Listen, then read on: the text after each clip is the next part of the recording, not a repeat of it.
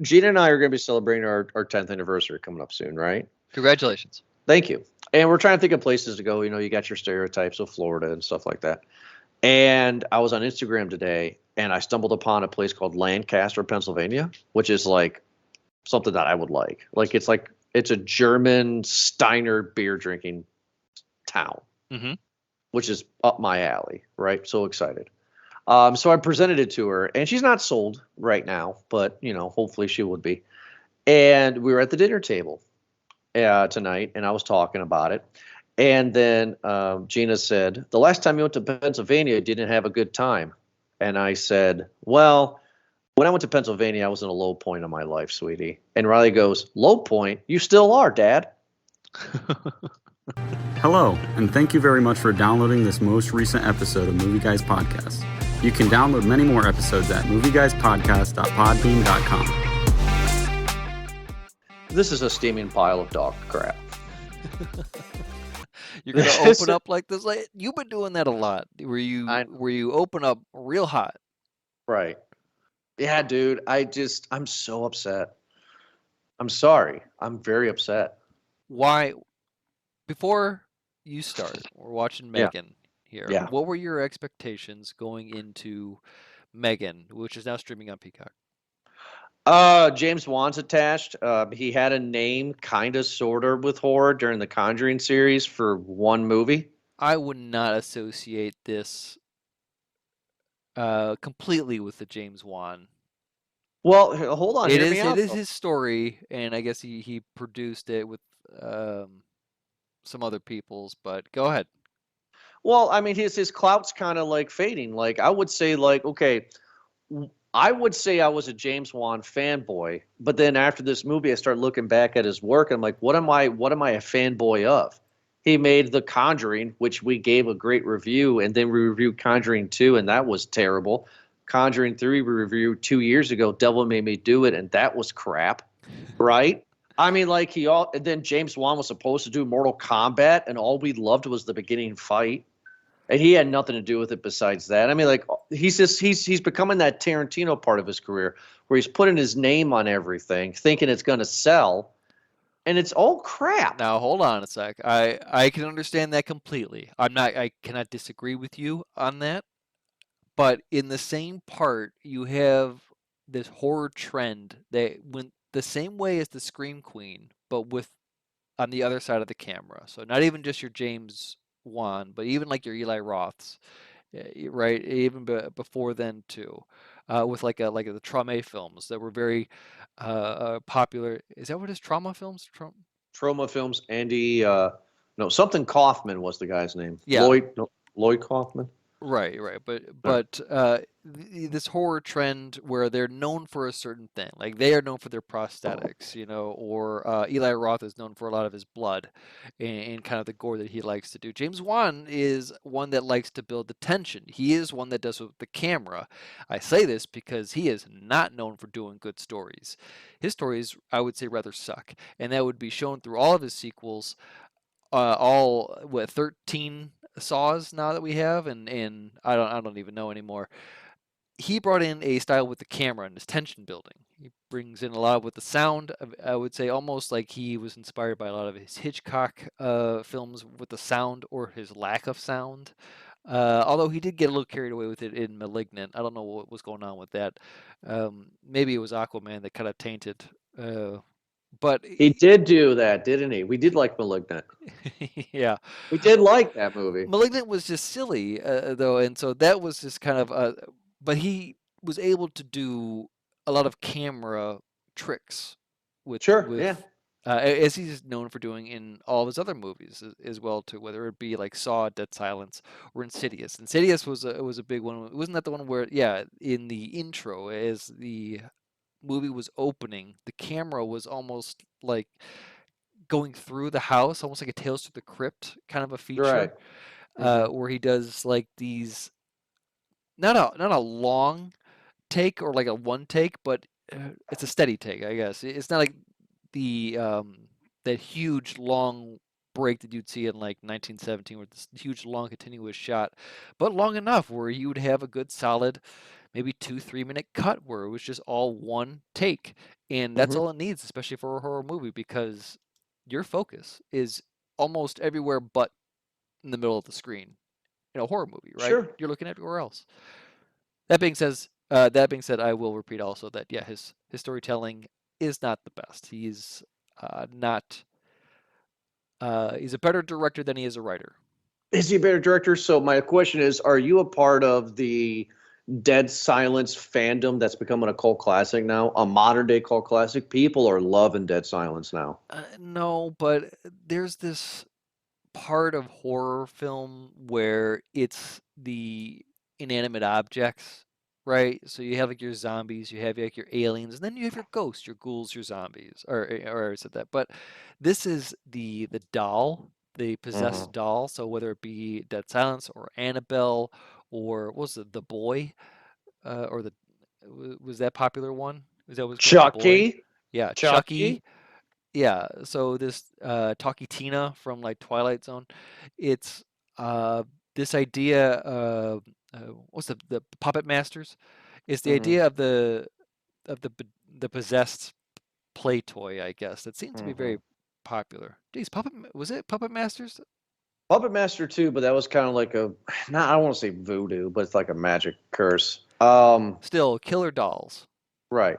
Well, dude, you called me out, man. You said I've been starting these episodes lately hot. It's because it's my genuine reaction. Like, I was all about it. Yeah, a little behind the scenes here. I love to do that sometimes for our fans.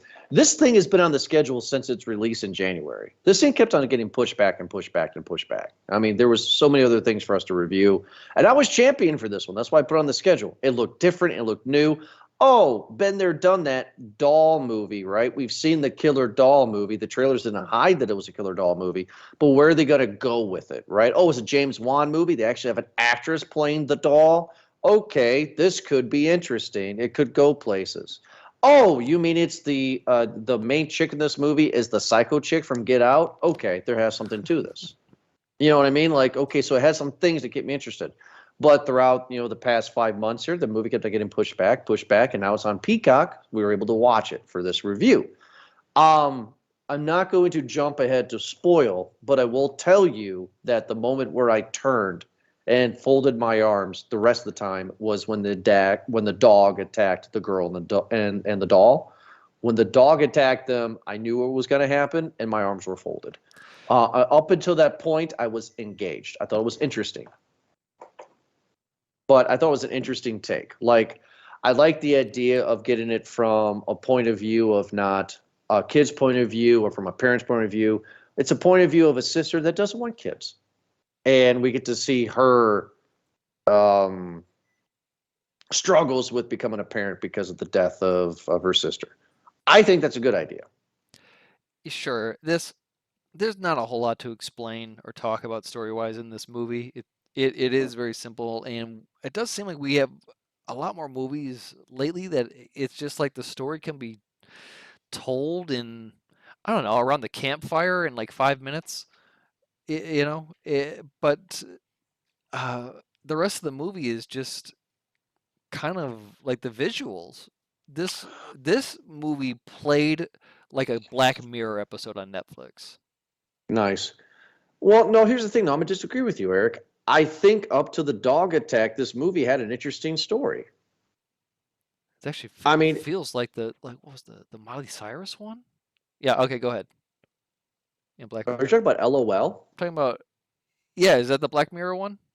I think so. Where where it's all AI. Maybe I'm just confusing because it's AI as well, too. Well, I mean, like, the reason why I think it's an interesting story is that it's because we never get this in Killer Doll movies, right? We never get, the mom and dad died in a car accident. The little girl survived, and now she has to go to her next of kin, which is the sister, who is a toy maker who wants nothing to do with kids. Okay, that's an interesting concept. They have not done that before in modern doll killer movies. Sure. So, that's something new. They create this doll that doesn't work, that has artificial touch. Okay, been there, done that. The Chucky remake, right? I get that, all right. But the difference between this and the Chucky remake was I was interested in how's the doll going to turn. Is it going to turn because a guy gets fired and he's going to put a bad program chip in it like they did with Chucky? How's this going to turn? So I was interested in that aspect of the story. And also the story, the fact that the little girl, the 10-year-old girl or whatever, is dealing with the trauma that her parents died in a car accident that she was involved in too. Yeah. So, okay, those are interesting elements. Okay, those are interesting. No siblings, blah, blah. And then all of a sudden, the sister has to take care of the kid. But then the sister has to, I mean, ultimately, I just like that idea and the story arc up to that. And again, where my arms folded was the dog attack, and I'm like, okay, I know what's going to happen. And also, dude, like some of the scenes were theft from Chucky movies. That's what made me mad. Or theft. Yeah. This was, some of these scenes were more theft than the plot line of Fast and Furious 1 stealing from Point Break. Yeah. This was theft. It kind of the movie that is the story, fell victim to being rushed, where they needed to kind of hurry to some parts. And by that, I mean, when our main character develops the toy, and it's like, oh, it works just fine, and the toy production company is just like, all right, yeah, perfect, let's go, I'm gonna book everything. It's just like, well, you mentioned just an AI robot. Don't you think you should be doing a lot of development and test? But you use the excuse that, oh, the competitors are going to be doing the same thing, so we got to ignore everything else, standards and protocols, and we just got to display it and launch this for everything to everybody. It's like a classic thing in all these movies, a lot of movies where it's just like, oh, there's no time to see what it does or research anything about it. Let's just put a price tag on it and make it available for everyone. We're going to call it Jurassic Park, and the dinosaurs are real this time, and nothing could go wrong. I spared no expense. Do you know, side note, that I have a next door neighbor who we call Hammond in the neighborhood? I'm not even joking because of that. He says that. He doesn't realize what he's saying. Just so you know, segue. No, I'm dead serious. Yeah. No, yeah. Some of the younger families around the neighborhood, we drink beer with this older guy, and like he has a brand new Corvette. He has arcade games. He's by himself, single. He has all these toys for no reason.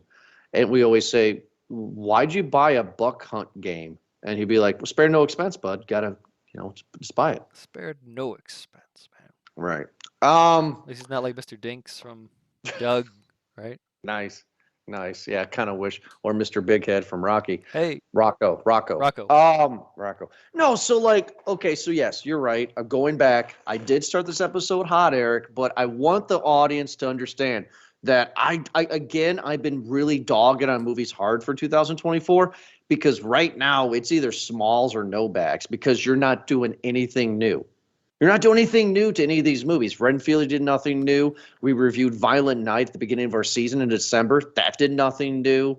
I mean, everything is just a constant regurgitation. So, this movie is just regurgitating all those big scenes from those big killer dog movies. And you had me at all the way to the dog attack. And we keep on. And the reason I keep on bringing that up is because who didn't see that coming, Eric? We get this. Okay, so the main character. The sister gets the little girl. She has to take her. They're offered. Gemma and Katie. Sure. Gemma and Katie. Which one's Katie? The older one or the little girl? Katie is the little girl. Okay. So Jenna gets her. Violet McGraw. We've seen her in a few other things. The little girl? Yeah. She was in Haunting of Hill House. She played young Nell, the girl who broke her neck. The kid version. Oh my. Haunting of Hill House, the #1 downloaded show for Movie Guys Podcast, 15 years and running. Everybody loves it. But no, it's just what I hated about this movie was the tropes. You start out by giving me something new, and then you don't pay it off. Like the neighbor, right? The annoying neighbor that nobody likes who has a dog. You got to fix that hole in the fence. They keep on bringing it up, right? Holy and then cow, also, yeah. And then also too, they constantly bring up how they're going to kill people, right? About, hey, fix the hole in the fence. Dog comes through the hole. Attack, tack, tack. Hey, stop spraying your chemicals on your plants on my side of the fence. How does she die? Chemicals in the face. Mm-hmm. I mean, I'm like, oh my God. So here's my issue, Eric, is this movie, who's not directed by James Wan, But did this movie need a direction by James Wan? Because could this have been Malignant? Because Malignant was so ridiculous, it was funny, and it was good funny. Could this movie have been that? Because this movie was playing the straight, and this movie should not have been played straight. I know, but this is. Did this come out of like Blumhouse or something? Does this come out of his studio? So no idea. You throw names on there to get people in the interest. Remember when Jet Li made that movie Hero? Yeah. Yeah, and it was brought over by what? Quentin Tarantino. Tarantino presents, or whatever, a Hero. Yeah, exactly. So he didn't have anything to do with this movie. But you put a name on it to get the buzz. That's what's happening. People going, yeah, absolutely. This is a Blumhouse film. Yeah. So this is Blumhouse. So it's gonna kind of come out of that studio. I think he had some of the same players that are in there as well too. I think Ronnie Cheng, does he play on a few of these recurring roles? Anyway, but the whole part of it, I got like the Good Son vibes out of it. Oh, that's a classic, bud. All right. Yeah, that's okay. Good one. Macaulay Culkin and Elijah Wood. Yeah. And maybe it was the forest scene where I don't know, where it's just like kids. It's like I don't know, killer kids. Mm-hmm. And you just kind of know it's going to be, or maybe because in that movie, The Good Son, it was more that like that kid wasn't directly killing people; he was through his actions killing things, but it was like so like in Megan here in the forest scene, she pulls off the bully's ear, which was cool. Yeah, which was it's cool.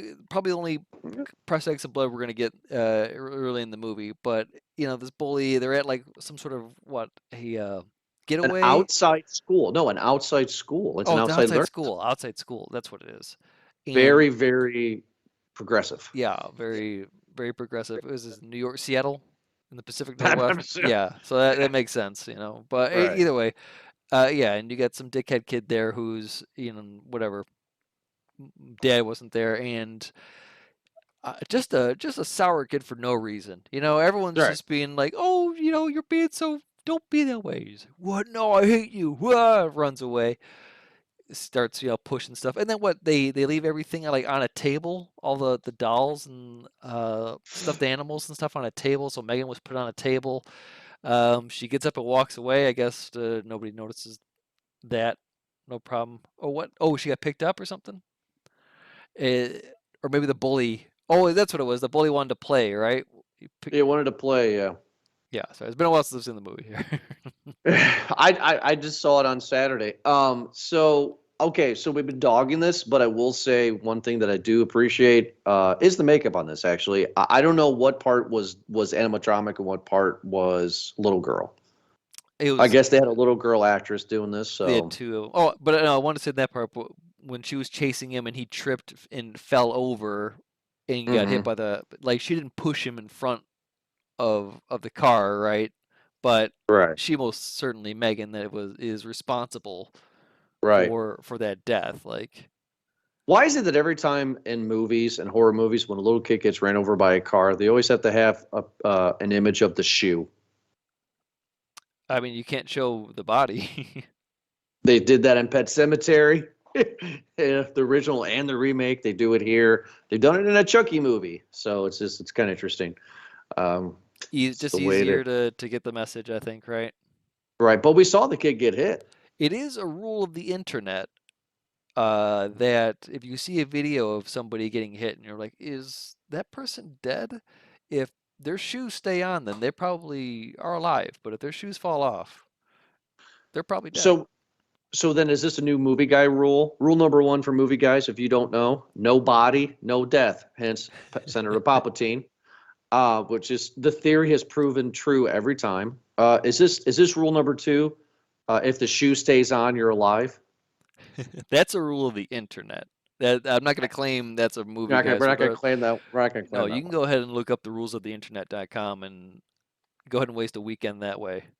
Right. So I don't understand a few things about this kill. I don't understand why Megan decides to run after the bully a la leopard, like on all fours, like a monkey maybe. Like I don't understand that whole get up to make it look scary, I guess. I don't get why she pulled his ears, his earlobes off. I don't get that either. Just because I guess. The one thing that I will say that does hit home to me as a parent to a little girl is before my wife gave birth, when she was pregnant, I found this little stuffed bunny, just a white bunny, and I just named him Hoppers. And ever since Riley's, been born, and now she always has to have Hoppers in bed with her, right? She loves Hoppers, and like she cannot sleep without him, right? That's like her blankie, if you will. So I get the attachment, right? So my question is, Riley loves her stuffed bunny Hoppers, but she doesn't think about him all day. She just takes Hoppers with her everywhere. He just has to be in bed with her. Is this little girl going ridiculous about the love affair that she has with Megan? Non-romantically love affair, you know what I mean? Like, is this like, I am not going to go to this outside progressive coffee school unless Megan goes with me. It's not happening. I'm going to kick the seat and kick you while we're driving. Terrible child. Like, like is that interesting though? I mean, it kind of is, right? Because that's, I think there was more there that they could have explored, but they went traditional, is that the word for it? Sure. When they were talking about, and this is Allison Williams' character Gemma, her mistake, where she realizes like we went too quick with this, or when she's realizing that this child who she's supposed to be the guardian of is now getting everything from a robot that she created, getting all of her her lessons, all of her knowledge, everything that she should be getting her love and guardianship from a parent is now getting from this other thing, and it's becoming an issue. It's seeing a little glimpses there. And I thought it would have been a unique idea to not necessarily have Megan be this protector and threat, but to ultimately, I don't want to say recruit Katie, but to have Katie be just as protective to Megan as Megan is to her. Yeah, that would have been a better twist to a movie that was not produced by James Wan. I would agree. Yeah, so having that, it would have made both a threat, or maybe it would have had Katie do some damage against that kid. Is his name Cole, I think, who was threatening Megan to do stuff, and now you have Katie doing something to come in. But you have this part where Katie is scared, and she realizes that, oh wait, this is actually kind of scary. I don't want my, I'm sorry, Gemma. I want to come back to you because Megan's scary now. Right. I mean, Eric, like I said, I checked out with the dog scene. So like this whole bully scene, was this bully scene after? The bully scene was after, right? Yeah, because she snapped, right? Because that's what happened, right?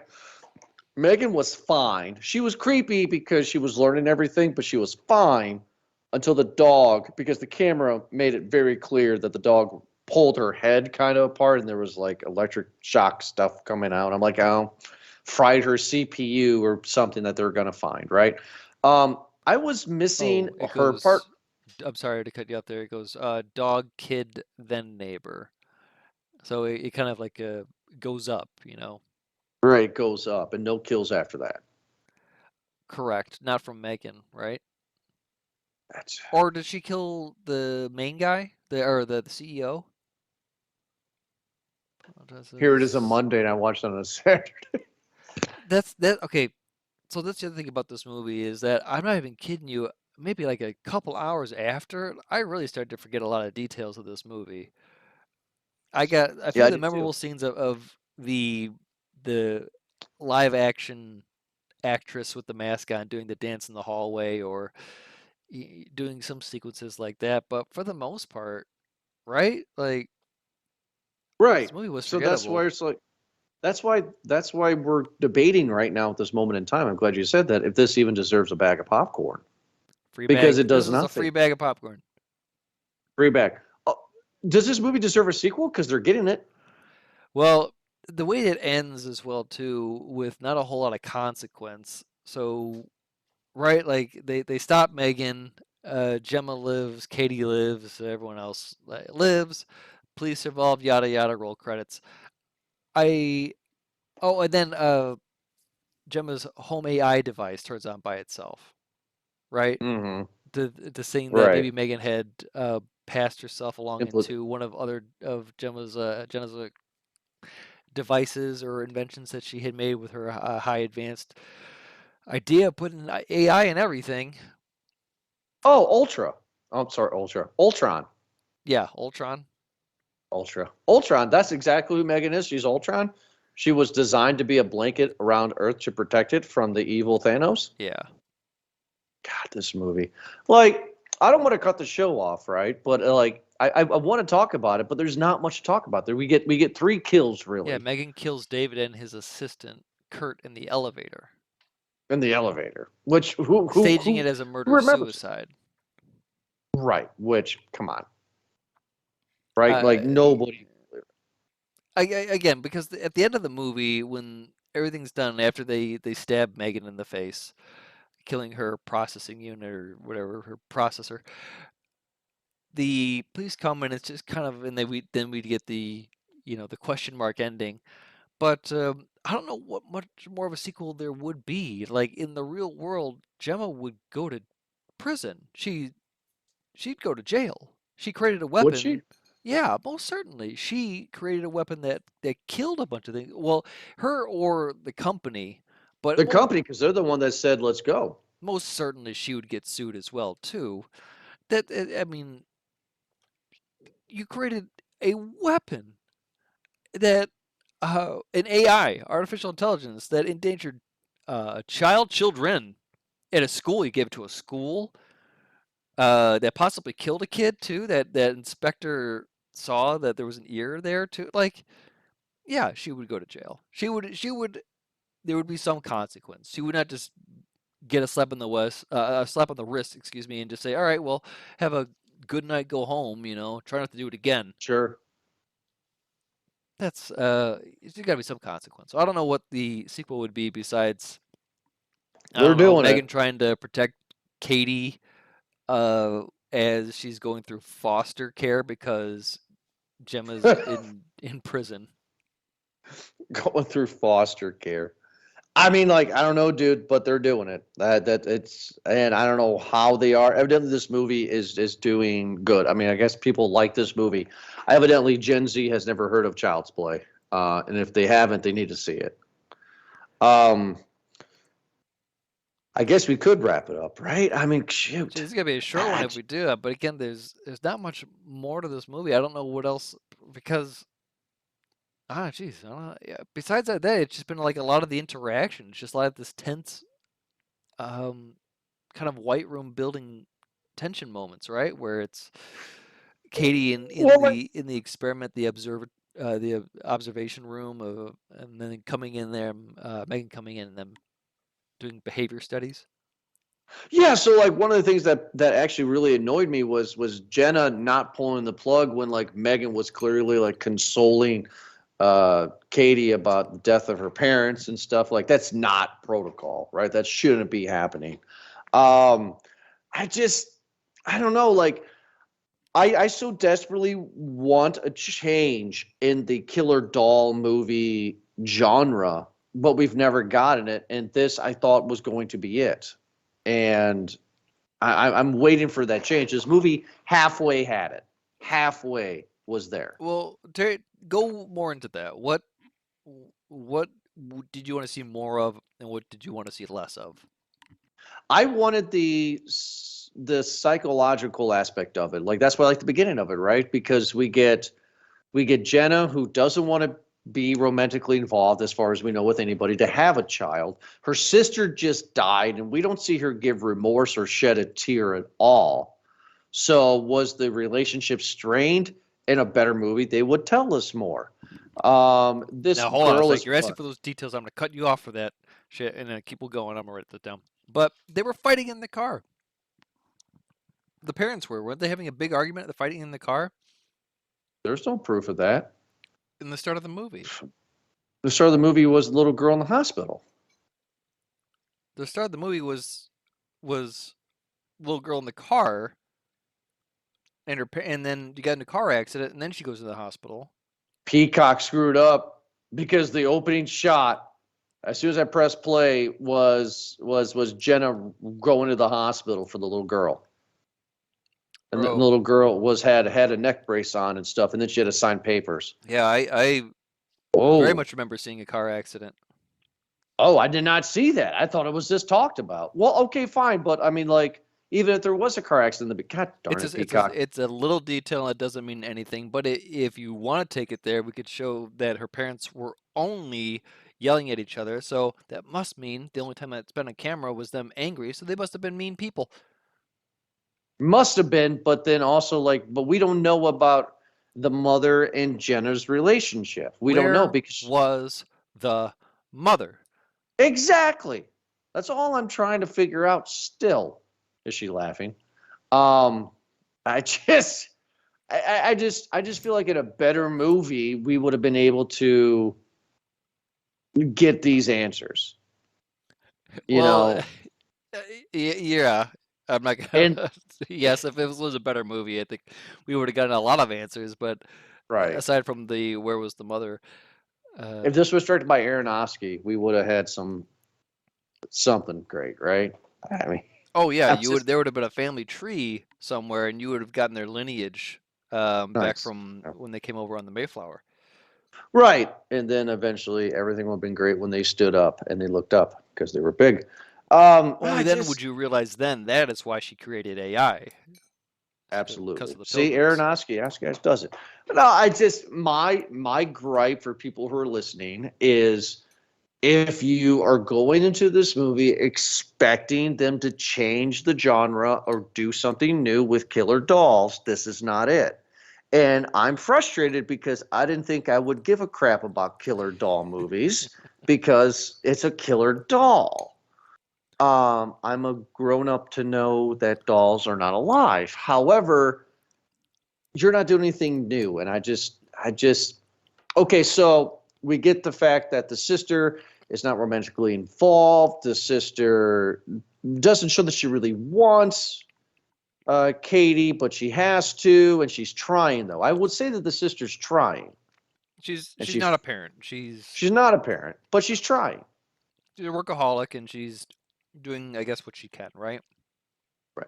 Actually, the scene that made me think of you was when the therapist lady came over, and she was like, "You don't have any toys?" And then Jenna was like, well, I have this stuff or whatever. And she had to open up this collector's edition thing. Like, I could just see you having like some collector's edition thing that you love so much.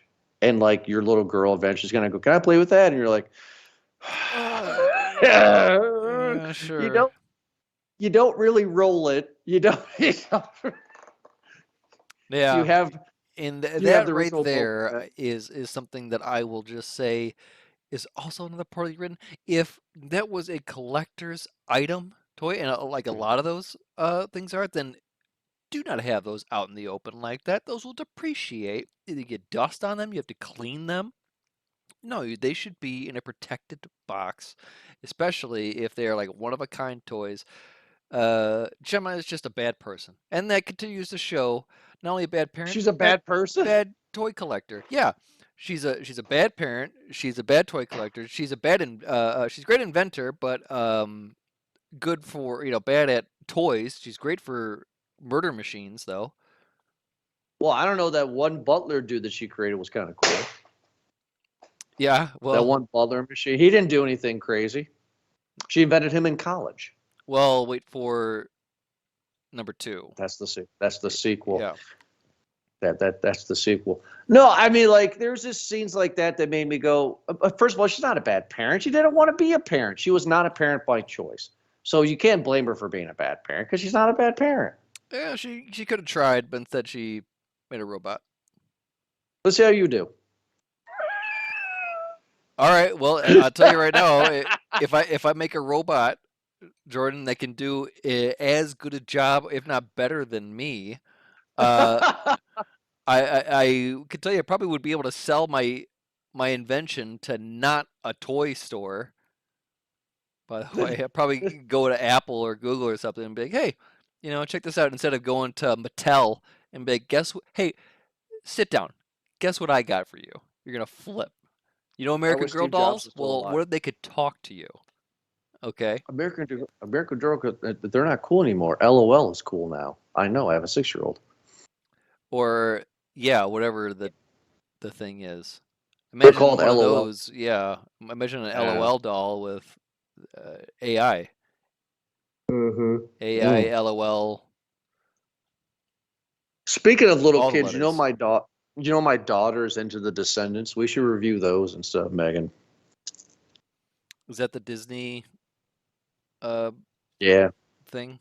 There's 4 of them.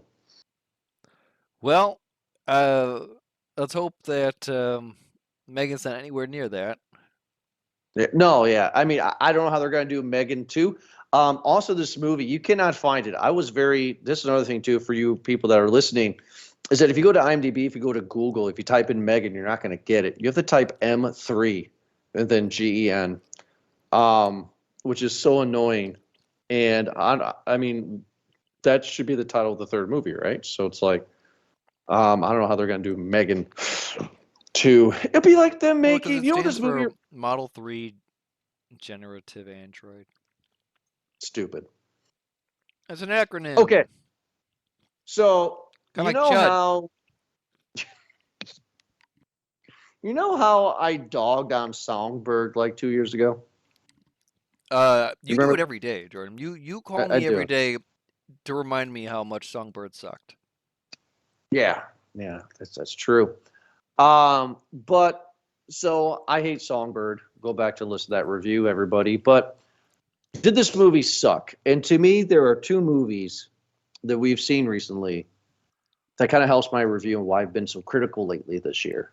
And the 2 movies that just sucked, right? I mean, this category doesn't mean that it's bad. It doesn't mean that it's terrible. All those negative words. It just didn't suck. And Morbius and Halloween Ends is the movies that sucked. Are you putting this in with those? That's what I'm trying to figure out with this review. Like is Megan just a movie that sucked? I mean, Morbius is a bag of kernels. Halloween Ends is a bag of kernels. Does this movie suck? Hold on. Let me ask, because you've dodged around it, I think, and I didn't get a good answer from you. But from a doll movie, a killer doll movie, is there one thing that you like? What would be something new, or I don't know, something else that would get you to be more interested in this? The doll is not ultimately the killer. Oh. The doll's not the killer. Okay, so like LOL, like Miley Cyrus's thing, but instead of it being with music, it's. I had to rewatch that, I think. I think we're talking about different because LOL is like, I think she's like a stripper. It's like her on a phone. I don't know. It's weird. No, like, I mean, like. There's a Black Mirror episode with Miley Cyrus where, like, there was a musician and she was paralyzed, and they have something like to read the A. Oh, goodness. I'm going to stop because I'm just going to butcher it completely. I don't know the name of the episode, but it doesn't matter. It's about AI in AI's influence, I guess. No, okay. I guess I got that wrong with LOL. No, like what I'm saying is that, I mean, have Megan, right? Because what I would have liked, spoiler alert, for my movie if I wrote this, is have everything play out the way it plays out. But at the end of the movie, Fight Club that shit. Fuck, I mean that's my swear for the episode. Like, Fight Club that. Was it Insomniac? Like, the one with John Cusack, right? Like, just like completely just flip it. Like, wait a minute. So the little girl was the one that was doing all those dances in the hallway, not Megan? Oh, because she's dealing with a serious trauma that she was in a car accident with her parents and watched her parents die. Oh, okay, that makes sense. You know what I mean? Yeah. Like, that's what I would want to have seen. Because it's not, that doesn't mean that it's a good movie. That doesn't mean that would make it so cool to make it like a Fight Club thing. But what I mean by Fight Club, by the way, people, is the ending of the twist. It's just, it's something new to the genre. You know what I mean? Like, you would think by now somebody would have came up with that idea for a feature-length film. Yeah, sure. I guess that's what I'm saying. That doesn't feel like a feature-length film.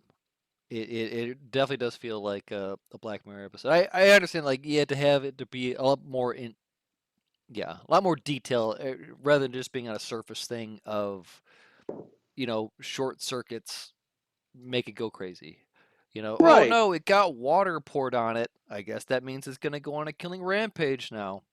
Right. Yeah. Don't feed after midnight. So now it's going to go crazy. It's just stupid stuff like that, man, that we've seen 1,000 times, man. And that's why my arms were folded once, like I've said numerous times, drinking game, once the dog attack happened, because it's like, I know where this is going now. This movie's not smart. This movie's dumb. And does this movie suck like Morbius and Halloween Ends? Because those two movies just suck. Yeah. So it's like, that's why this review is kind of different than our other reviews, because it's like, I'm sitting here trying to talk to you about this and wondering, does it suck? I'm so glad I didn't see this in theaters. This movie deserves on Peacock. Yeah. You know what? As I'm reading, and I looked up the Black Mirror episode, this thing actually is better than the movie. The Black Mirror episode?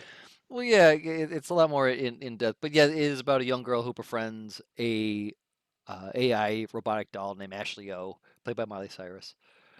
And there's a whole lot that goes in between there, but the doll Ashley O is not a killer.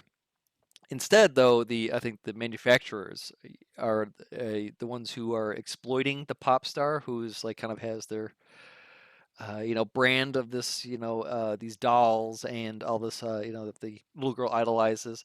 So that's the real enemy. It's not the doll; it's the corporate overlords. So for it to be Megan, to have the guy David, Gemma's boss, to have him be a villain in this would have been refreshing. Or have him like see what Gemma did, and then have him try to take that technology and maybe sell it somewhere else. Maybe try to make that into the weapon, or maybe he sees Megan and tries to, infiltrate or try to do his own thing with her, and then she becomes violent, and maybe something in that part, I guess, rather than it just being this doll who's just the protector. I've seen this actor before who plays like her boss guy. Yes. And if this is that guy, or the studio's thought of a portrayal of a portrayal of what a boss of a major toy factory company is, then this is far off. This guy plays the same character. I don't know where I've seen him from. I know I've seen this guy. I've seen this guy. We have seen him from Godzilla vs. Kong. He was terrible in that movie's terrible. We've seen him in Shang-Chi. We've seen him in Crazy Rich Asians. Never seen him. You haven't? I thought it was like your favorite movie. Yeah, you said that last week. Yeah. Well, you watch a lot of movies. So do you. That's why we're the Movie Guys Podcast. Took you a little bit there. That's why we're the Crazy Rich Asians. Yeah. No, yeah, this guy's terrible. This actor who plays him, I've seen him in a few movies, and he plays the same character. This bro character that should not be in a room of authority. It's ridiculous. Yeah, he's one of those characters where they kind of have, they have two forms, right? They just have like low and then yelling. Right. Regular and yelling. Yeah. So throughout this whole review, I'm trying to think about it. So I want to spell this out before I get my popcorn ready. What I want to spell out is a bag of kernels and a no bag. What it means to me. A bag of kernels is Morbius and Halloween Ends. Like, it's just, there's so much to it that you're excited to see, and then you are just completely disappointed. Anything that happened in your life that you're excited for, anything, and then the result that you get completely just puts sour taste in your mouth, that's those two movies for me. Songbird's not even a bag of kernels. Songbird was a no bag. I mean, it is low on the scale for Jordan, like to be bag of kernels. Just kind of give everybody my scale. But weird. The no bag is the bottom. No bag's the bottom. Bag of kernels is below the bottom. Does this movie deserve a bag of kernels? No. I guess this movie's a no bag. This is not going to Halloween Ends. Just destroyed me. I mean, physically destroyed me. I was so upset that day. Go back and listen to that episode, everybody. It's like this season 8 Game of Thrones right there. Yeah, I mean, Halloween Ends destroyed me. Morbius didn't destroy me. It just pissed me off. This movie didn't destroy me. This movie didn't piss me off. This movie just sucked. Like, there's just nothing to it. Like, if you've seen a Killer Doll movie, you've seen this movie. It had something good going for the first 30, 40 minutes, and then the dog attack happens. I know I'm repeating myself, and it just falls off there. Kid gets killed but doesn't get killed because Megan did it. Maybe Megan didn't do it. Oh my God, she's doing crazy moves in the hallway. It's been there, done that. You've seen Ex Machina. This is the kid version. It does nothing. Ooh, nice. Right? You like that? It does nothing.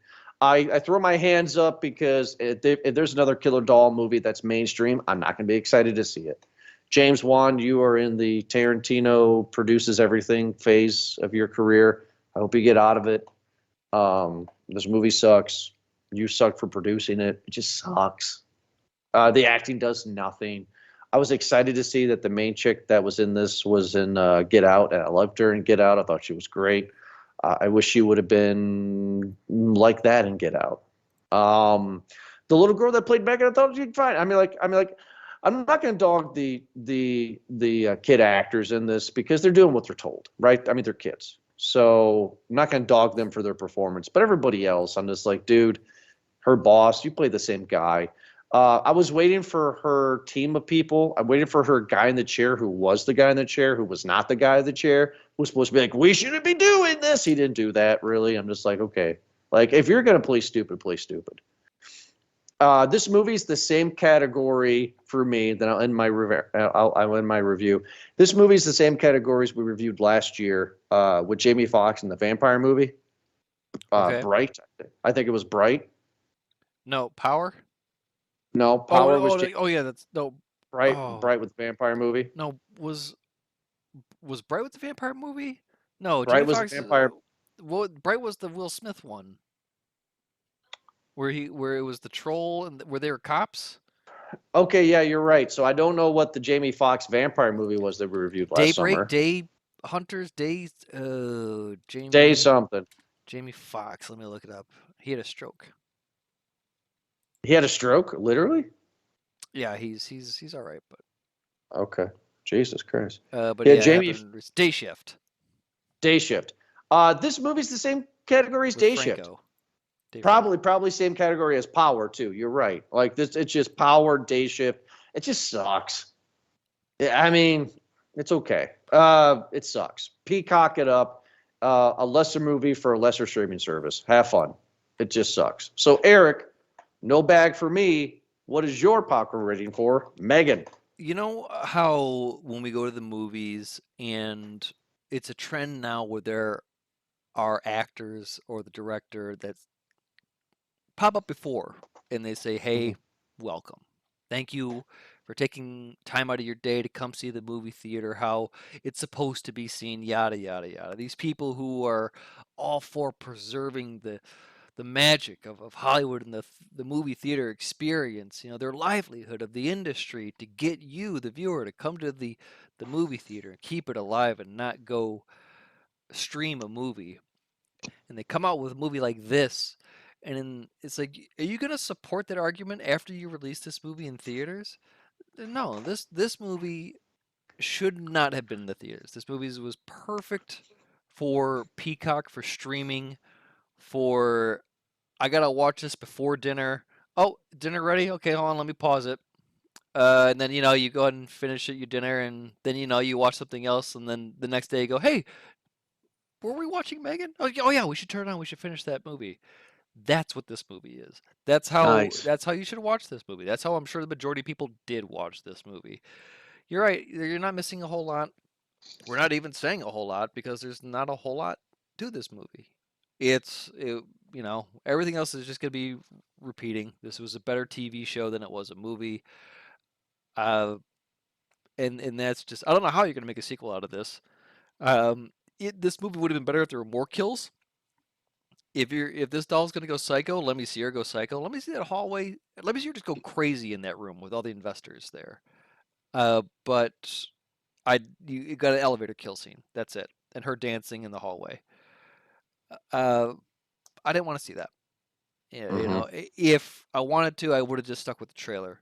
Actually, you probably could just, if you guys want to save yourself, how long is this movie? Hour 42 minutes. Go ahead and on YouTube and look up trailers 1 and 2, and that's about it. You got yourself the whole movie right there. That's being said. Small bag for this one. It's small. It takes a lot for me to give to get no or anything like that, but I did enjoy Megan, the doll itself. I thought she was creepy. I like the idea of having that kid kind of do the creepy movements. There's so much potential that they just missed in this shit, really flat out, because that her as a character was creepy. I like it where you never know if she's on or off, if she's listening or not. The way that she can take control of not just your house, but of like the kid that you're supposed to watch over as well too. I think there should have been more influence there to have the kid kind of get recruited a bit more. There was a lot of misses. There really was. Yeah. And they just kind of pushed it forward without really addressing it. I gave it a small just because of the potential. Maybe they could do something else in 2. Maybe this, I doubt it, but maybe they can. But I wanted to see more. I thought Megan was a really cool character. I liked her a bit more than some of the other killer dolls, but yeah, just like you said, Jordan, it's man, I've seen this so many times before, man. It's played like a scary story. Right. It plays as nothing. It's sad. I remember your memory is so much better than mine. Did you give Halloween Ends a no bag? I think I bag of kernels. We might have to go back into that. Maybe gave it a no bag, or maybe I gave it a small bag. I don't know. It takes me a lot to give me a no bag. Because I remember you were pissed. And the whole reason why, because that's a recent movie that it just killed us. That killed me and you. Well, I'm wondering if this movie did that for us. Because, you know what? I won't hate, because a movie like Halloween Ends or this one might inspire people, a young generation, to make movies, having seen these movies and say, wow, that sucks so bad, I can do better. And so they get a camera or their iPhone and they go in the backyard and they make something that's better. And they're just like, yes, Danny McBride's going to see this and realize how bad he screwed up at Halloween Ends, and I was able to do this with Legos in my backyard. A way better ending than he was able to do with $30 million. I totally agree with you. I totally agree. And then to end it, Danny McBride's bold crap statement of, "Oh, this was by design." No, it wasn't. Shut up. Yeah. So this movie's not fun. Don't check it out. But before we close out the show, Eric, I wanted to do something a little bit different before we close out, if you don't mind. We are starting a new quarter for Movie Guys Podcast. And I wanted to tell you and everybody who is listening, what were the top downloaded episodes for quarter 1 for Movie Guys Podcast? Would you like to hear that real quick? House on Haunted Hill. Haunting of Hill House. No, actually, it's not in it at all. Deadpool 2. Deadpool 2. It's not in that at all, but I'm going to give everybody our top 10. I like to do that, right? So I'm going to start doing that, kind of a tradition here. After every quarter, I like to tell everybody what we have done, and so everybody can kind of see, how we've been doing and what everybody liked to listen to, and Eric's genuine reaction, because his reaction is always fun. But, we're done with the quarter, so I'm kind of curious. Here we go. Ready? Oh, yeah. The top 10 downloaded episodes, right? In order. Number 10 was The Pale Blue Eye. Okay. Number 9 was Teenage Mutant Ninja Turtles 1990, part of our retrospective nostalgia extravaganza. Number 8 was Knock at the Cabin. Yeah, I remember that one. Yeah. Number 7 was The Whale. That's right. Congratulations, you love Fraser. You love this one. Number 6 was Matilda the musical, the Jordan FU episode. Yes, that's what you should caption that one. Yes, that's the one where Jordan got not even halfway through. Jordan, I hope you go back and rewatch Matilda the musical, and I hope that you go on because the Danny DeVito Netflix. The Danny DeVito Matilda is now on Netflix, so you can rewatch that one as well too. Number 5, top 5, the Wednesday Netflix series. Oh, that's right. Yeah. That's right, we did that. Huh. Yeah. No. Hugh, what do you mean? I loved that. You didn't like it? No. It was making that reaction about the comment of time. You know, just like Jesus. It feels like it was. It was a year ago. I know. Number 4 was our annual Movie Guys podcast awards from 2022. Number 3, this one shocked me. This one was top. This was top. So top 3, Ant-Man Quantumania was number 3 most downloaded for the first quarter. Yeah. All right. Yeah, this one's kind of a blast from the past. That may have gotten reclicked because of Jonathan Majors no longer being Kang. Could be. This one I had to go back and listen to. I listened to it recently just because people were downloading it, so I wanted to see what it was. This was a sister show, Podcast, if everybody remembers that. That's what my brother and I reviewed. The number 2 most downloaded episode was Podcast presents Nicktoons versus Cartoons. Oh, man. All right. That's a throwback. That's a throwback. And this one surprised me. I'm really glad this is number 1. I really enjoyed the movie. I don't know if this is going to be on the best film of the year. We'll see. But the number 1 movie downloaded from everybody for the first quarter of this year was The Menu. All right. As long as you don't say Mighty Ducks. Yeah, Mighty Ducks wasn't in the top 10 yet, but maybe quarter 2. But right now, The Menu. I'm happy with The Menu being number 1, dude. It's a good movie. I really enjoyed that movie. My wife hated it. I enjoyed it. Thought it was great. Well, because that's a movie where you can watch and the questions that you ask and the answers that you make up on your own, you go online to talk about. That's a perfect movie where you tune in Movie Guys because you want to talk about that movie. Right. And I think I'm going to start doing this every quarter. I started doing it a little bit last year, but I'm going to do this every quarter for everybody just so we can see. And then the reason why is because I love Eric's reaction of, oh, my God, we reviewed Wednesday. I forgot about that. It's just fun. Myself that people want to talk about The Menu. It's like, I don't think anyone wants to talk about Megan. Yeah, nobody wants to talk about Megan. Thank you, everybody. Watch this movie and go, holy shit. Go, start, hey, closing. Close it out. Thank you so much, everybody, for listening to this most recent episode. And you can check us out on Movie Guys Podcast at podbean.com, but you don't. You check us out on your phone or on your tablet or on your computer. So keep the downloads wherever you get your podcast from. We are on. Thank you so much. And we'll be back next Thursday, for another awesome episode. Have a good night.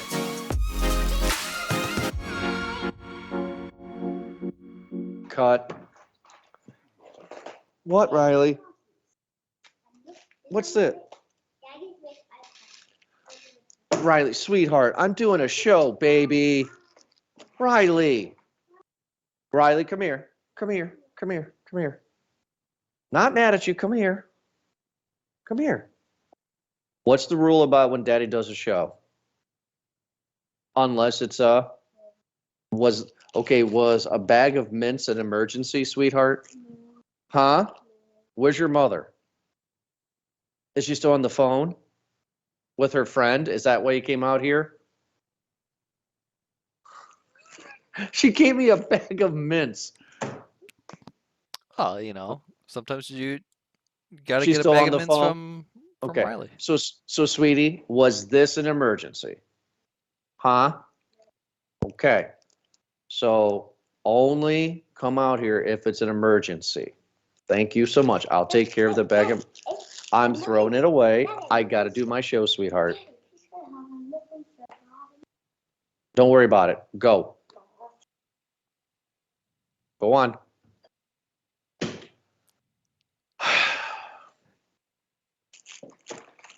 That was adorable.